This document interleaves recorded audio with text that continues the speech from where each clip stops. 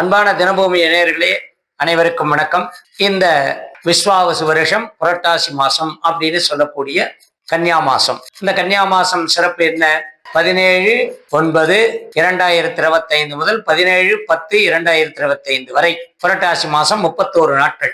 சூரியன் கன்னி ராசியிலே பிரவேசிக்கக்கூடிய நாள். சூரியனோட எப்பவும் அருகிலேயே இருக்கக்கூடிய புதன் முன்னாடியும் சூரியனோடவும், அடுத்த சிம்மத்திலையும் கன்னியிலையும் துலாத்திலையுமாக புதன் இந்த மாசம் பிரயாணம். செவ்வாய் இந்த மாசம் பூரா உங்களுக்கு ஒரே இடத்துல தான் இருக்கு. சுக்கிரன் அதே போல சிம்மம் கன்னி அப்படின்னு இருக்கக்கூடிய சூரியன் அருகிலே அஸ்தங்க பலனை கொடுக்கக்கூடியது. சனி வக்ரகதி, சனியோட ராகு, சிம்மத்துல கேது. இந்த விஷயங்கள் எல்லாம் இந்த மாசத்துல கிரக அமைப்பா இருக்கு. இந்த மாசத்துல வரக்கூடியது 20ஆம் தேதி மகாலயபட்ச சர்வ அமாவாசை, காருண்ய பித்திருக்கள் அமாவாசை அப்படின்னு பேர். காருண்ய பித்திருக்கள்னா என்ன? பொதுவா நம்ம அமாவாசை தர்ப்பணம் திதி திவசம் எல்லாம் கொடுப்போம். ஆனா இந்த புரட்டாசி மாசம் ஆத்தோரங்கள்ல நீர்நிலைகள்ல போய் கொடுக்கறது நல்லது. நான் ஏற்கனவே சொல்லியிருக்கேன், ஆடி புரட்டாசி தை இந்த 3 மாதங்களும் நீர்நிலையில கொடுக்கணும். மற்றபடி மற்ற மாசம்லாம் வீட்டிலேயே நீங்க தர்ப்பணம் கொடுக்கலாம், திவசம்லாம் வீட்டிலேயே பண்ணலாம். இது நீர்நிலையில கொடுக்கும் பொழுது பித்திருக்கள் நேரடியாக உங்களுடைய தர்ப்பணத்தை ஏற்று அவர்கள் தாக சாத்தி அடைகிறார். அதனால நீர்நிலையில ஆத்தோரத்துல சமுத்திரத்துல தர்ப்பணம் பண்றது மிகவும் சிறப்பு. அது இந்த மாசம் 20/9/2025 ஞாயிற்றுக்கிழமை அன்னைக்கு வருது. அன்னைக்கு முழு நாள் அமாவாசை, காலை முதல் மதியம் வரை அமாவாசை தர்ப்பணம் சிறப்பு. அடுத்த நாள் நவராத்திரி ஆரம்பம். சாரதா நவராத்திரி, வசந்த நவராத்திரின்னு இருக்கு, சாரதா நவராத்திரி இருக்கு. 3 நவராத்திரிகள் உண்டு. வடநாட்டுல மற்ற 2 நவராத்திரியும் கொண்டாடுவாங்க. நம்ம தமிழ்நாட்டுல தென்னாட்டுல சாரதா நவராத்திரி 21ஆம் தேதி திங்கட்கிழமை முதல் ஆரம்பம். அடுத்தது இந்த மாசத்துல வரக்கூடியது சனி மகா பிரதோஷம். இந்த 4/10 வரக்கூடிய அந்த சனி பிரதோஷம் மிகவும் சிறப்பு வாய்ந்தது. வருஷத்துல 2 சனி பிரதோஷம் அல்லது 3 சனி பிரதோஷம் தான் வரும். இந்த 2ங்கிறது அப்பப்போ அந்த புரட்டாசி கார்த்திகை அந்த மாதிரி நாட்கள்ல வரும். அது இந்த மாசம் வருது. 4/10 சனி பிரதோஷம். இந்த 3 விசேஷங்களும் மிகவும் பெரிய விசேஷம், பெரிய வைபவம். முன்னோர்களுக்கு பித்திருக்களுக்கு செய்யக்கூடிய விஷயம் இந்த மகாலயபட்ச அமாவாசை காருண்ய பித்ரு. இதுக்கு இன்னொரு விளக்கம் சொல்லணும்னா, காருண்ய பித்ருன்னா என்ன? பொதுவா ரெகுலரா அம்மாவுக்கு அப்பா இல்லாதவங்க அம்மா இல்லாதவங்க அவர்களுக்கு தர்ப்பணம் கொடுப்பாங்க.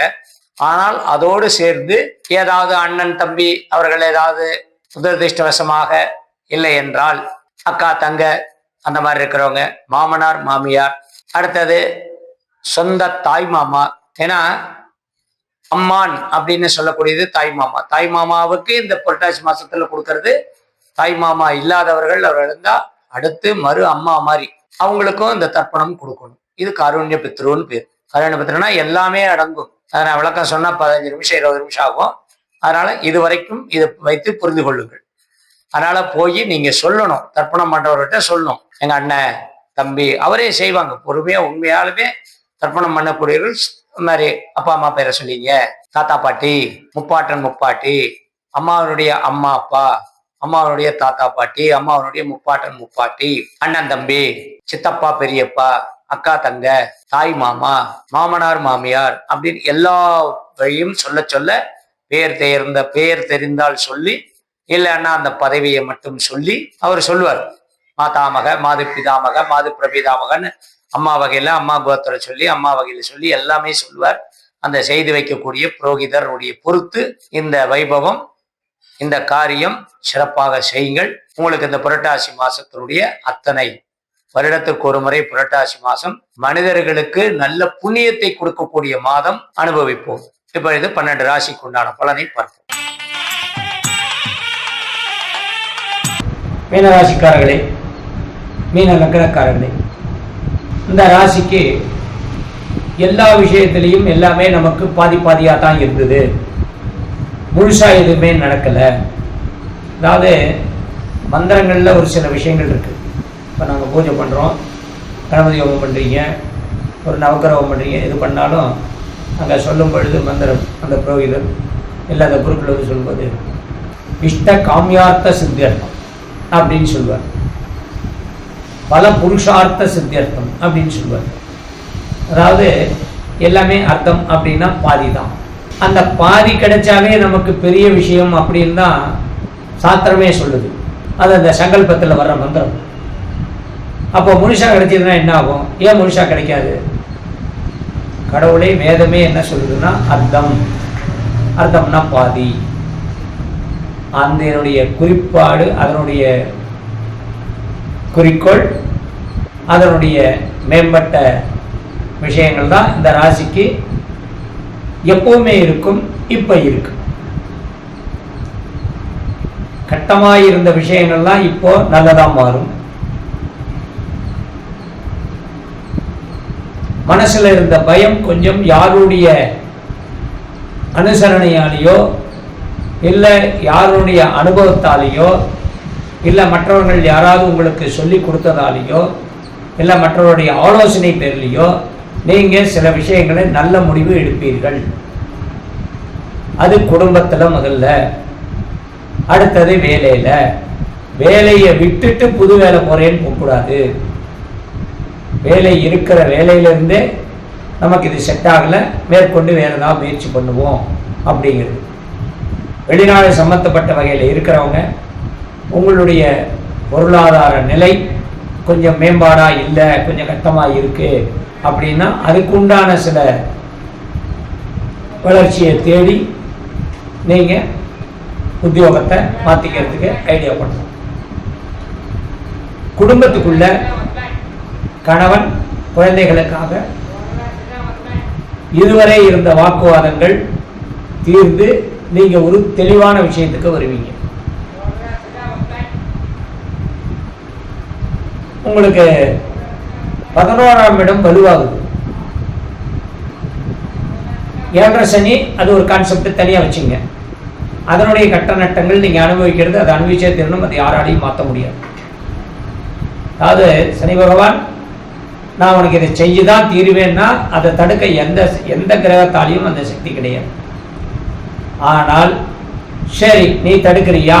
இப்போ ஒருத்தர் சம்பளம் 1 லட்ச ரூபா சம்பளம், திடீர்னு அங்கே ஏதோ ஒரு விஷயத்தில் இன்சென்டிவ் குறைக்கல, இல்லை கம்மியாக போச்சு, இந்த மாதம் உங்களுக்கு ஒரு 80,000 வந்து 20,000 கம்மியாக போச்சு.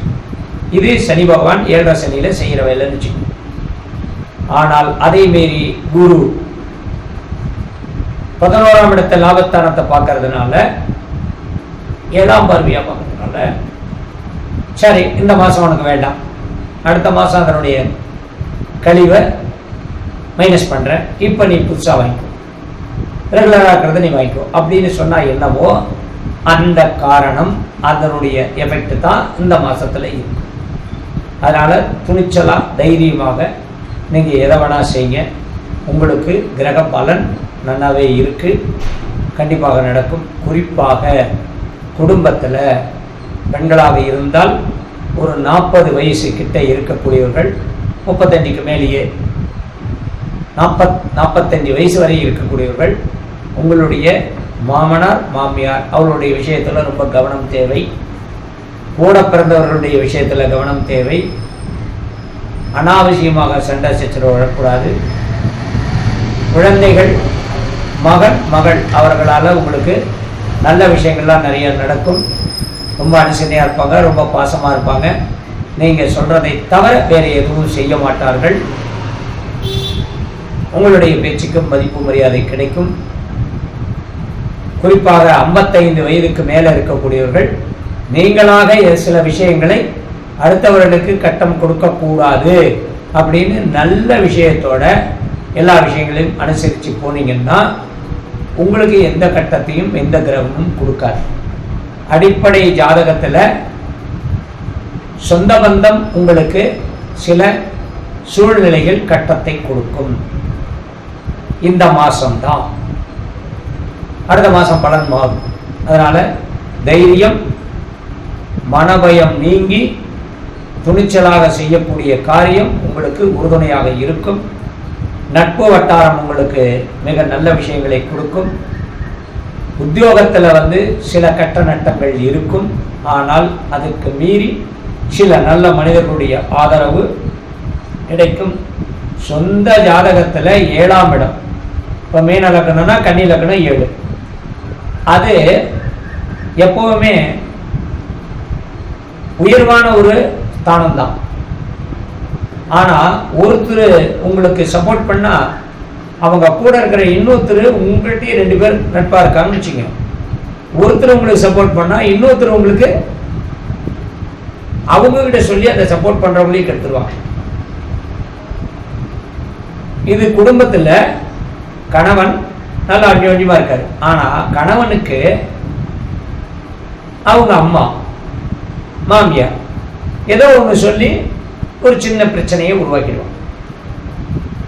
அதனால நீங்கள் அவங்கள நல்ல மதிப்பு மரியாதை கொடுத்து வச்சிருந்தாலும் எப்பவுமே அவங்கக்கிட்ட நீங்கள் ஒரு அனுசரணையாக ஒரு ஜால்ரா போடுற மாதிரி ஒரு நடிப்பின் திறமையை காமிக்கணும். அம்மா அவங்கள மாதிரி இல்லை, அத்தை அவங்கள மாதிரி இல்லை, நல்லா பண்ணுறீங்க எனக்கு இல்லை, அந்த மாதிரி நீங்கள் அவங்கள அனுசரித்து நீங்கள் இருந்தீங்கன்னா உங்களுக்கு இந்த மாதத்தில் எந்த பிரச்சனையும் வருவதற்கு வாய்ப்பில்லை.